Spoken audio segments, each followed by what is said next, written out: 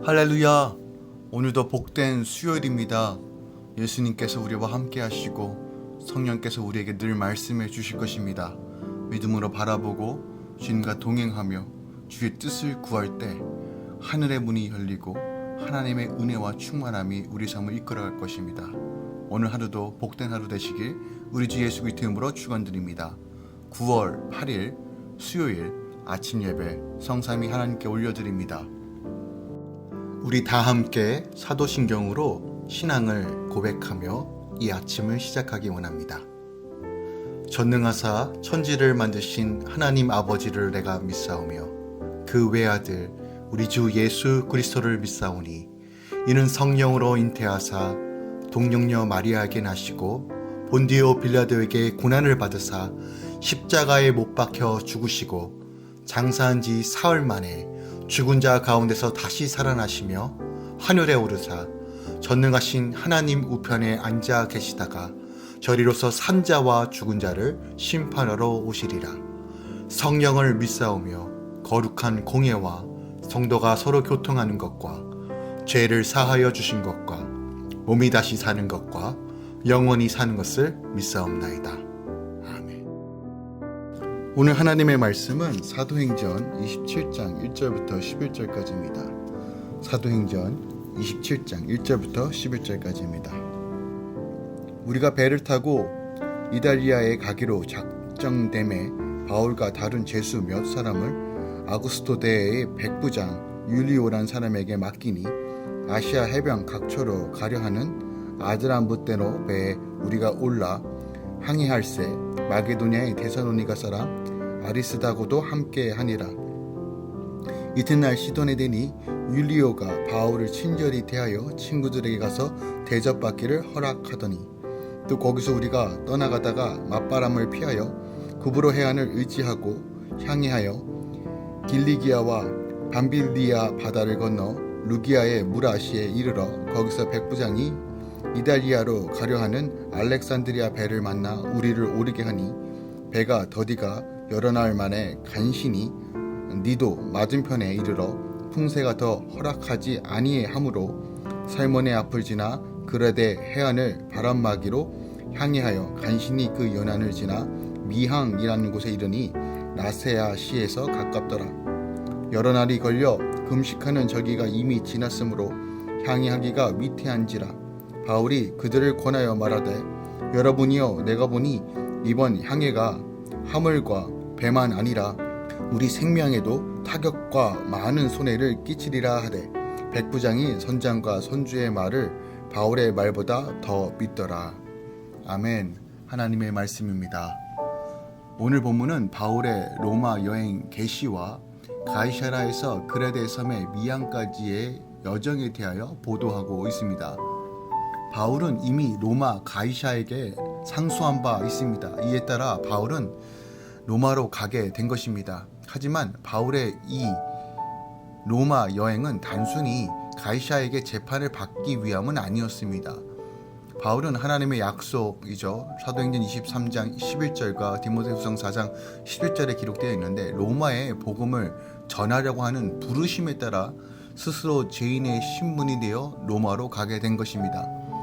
한편 바울의 로마 호송은 아구사도대 백부장 율리오의 책임하에 이루어지게 되었는데 바울의 호송께는 다른 제수 몇 사람도 포함되었어요. 그들은 가이사에서 배를 타고 시돈을 거쳐 루기아의 무라성에 이르게 됩니다.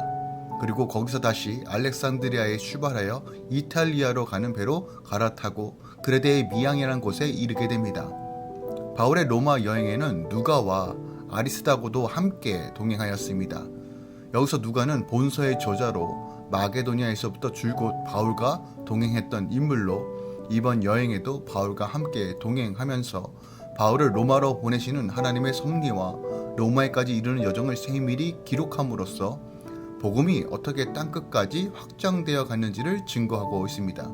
또한 아리스다고는 데살로니가인으로 예배소에서 바울과 함께 복음을 전하다가 체포된 바 있습니다. 이것은 사도행전 19장 29절에 기록되어 있습니다.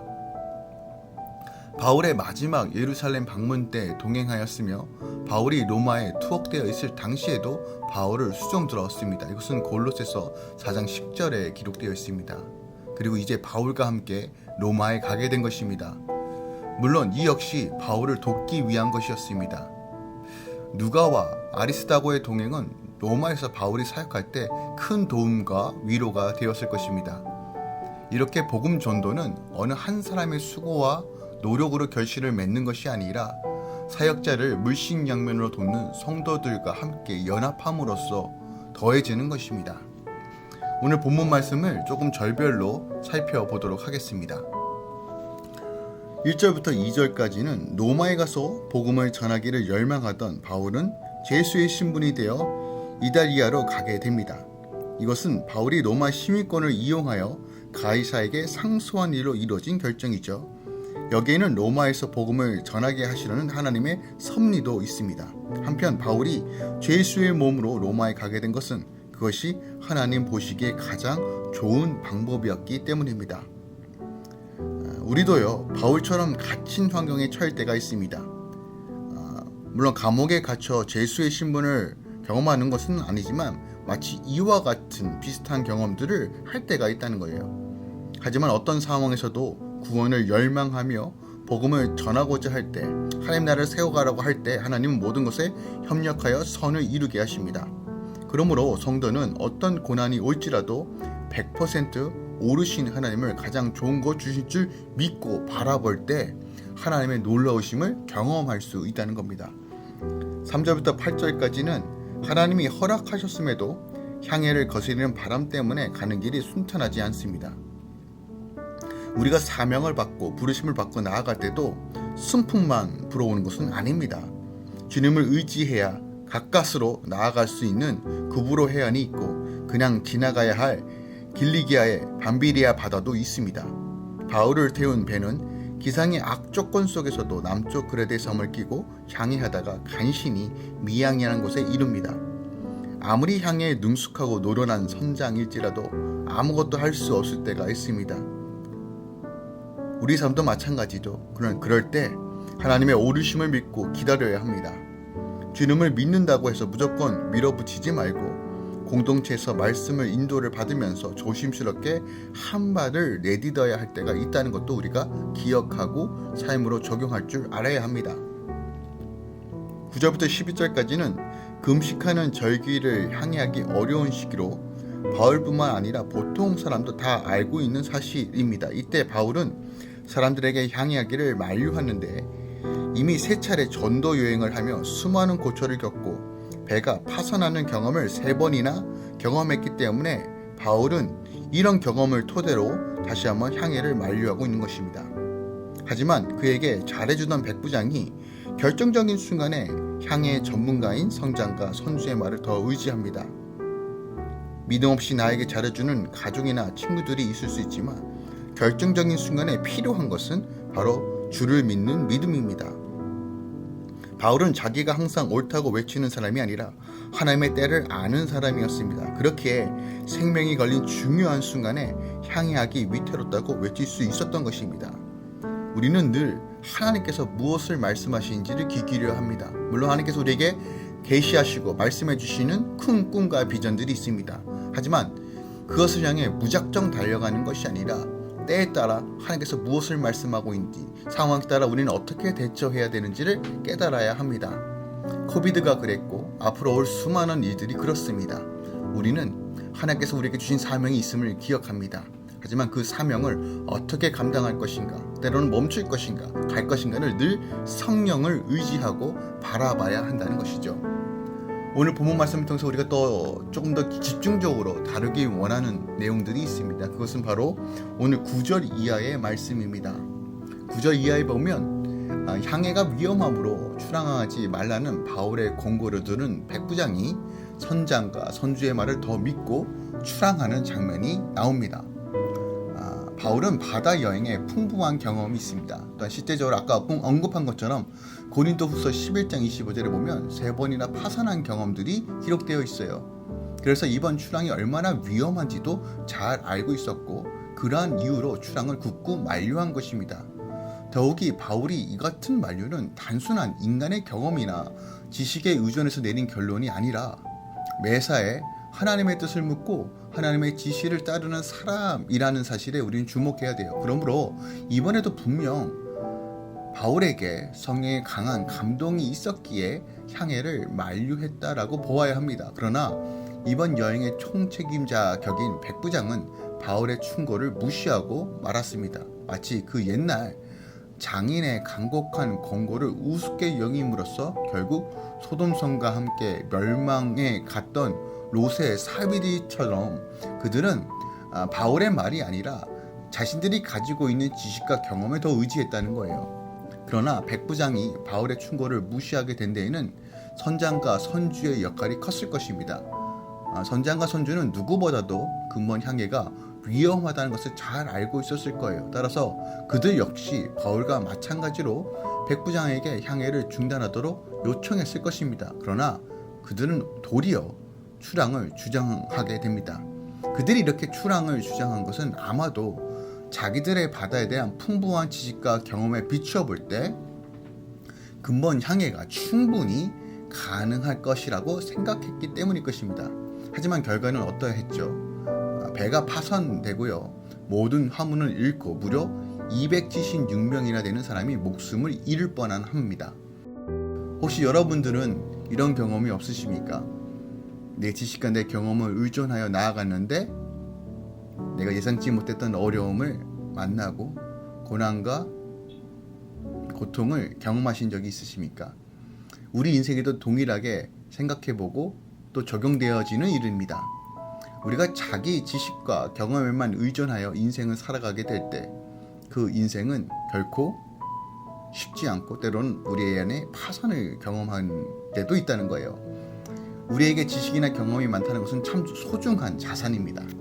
인생을 살아가는 데 있어서 이것보다 큰 도움이 없죠. 그러나 한편으로 생각해 봅니다. 우리가 가진 지식이나 경험이 과연 완전한 것일까요? 어떤 확실한 답을 보증해 주냐는 것이죠. 우리가 자랑하는 지식이나 경험이 얼마나 미천하고 때로는 보잘것없다는 것을 우리는 참 많은 상황을 통해서 경험하게 됩니다.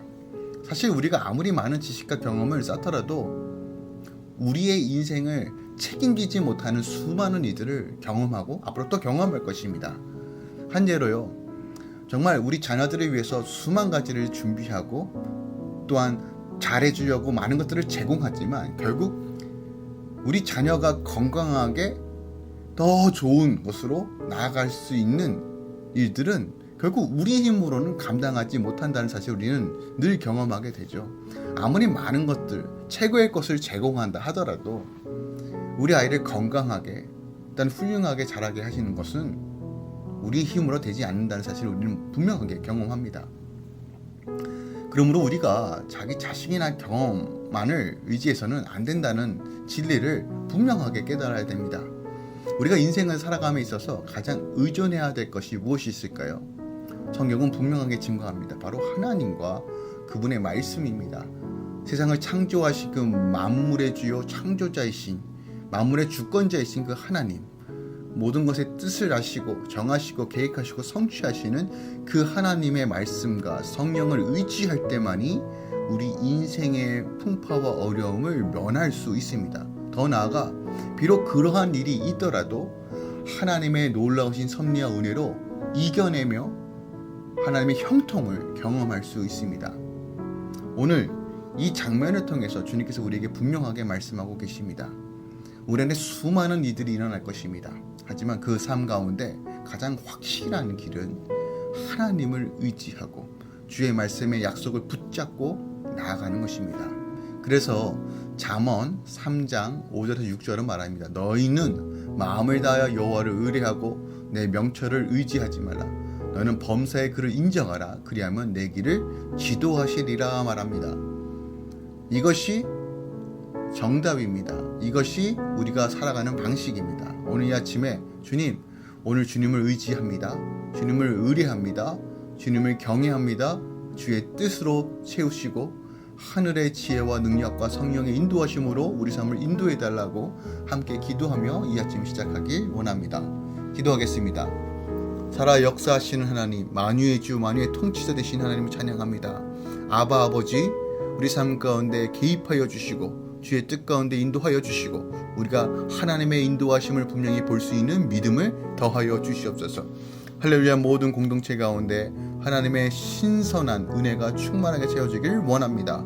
때에 따라 내리시는 이른 비와 늦은 비로 채우시며 어떠한 순간에서도 믿음이 꺾이지 않도록 우리 삶과 마음을 붙잡아 주시옵소서. 어떠한 악한 세력도 절대로 틈타지 못하도록 주님의 신령한 보호하심으로 채우시고 우리의 모든 삶 가운데 주님께서 주인 되어 주시고 다스려 주시옵소서. 이제는 우리 주 예수 그리스도의 은혜와 우리 하나님 아버지의 놀라우신 사랑과 성령님의 내주교통 충만 역사하심이 오늘도 주님을 의뢰하며 주님을 바라보며 주와 함께 걸어가길 사모하며 적용하며 실천하는 모든 할렐루야 공동체와 함께 예배하는 모든 성도들의 삶 가운데 이제부터 영원까지 함께 있을지어다. 아멘.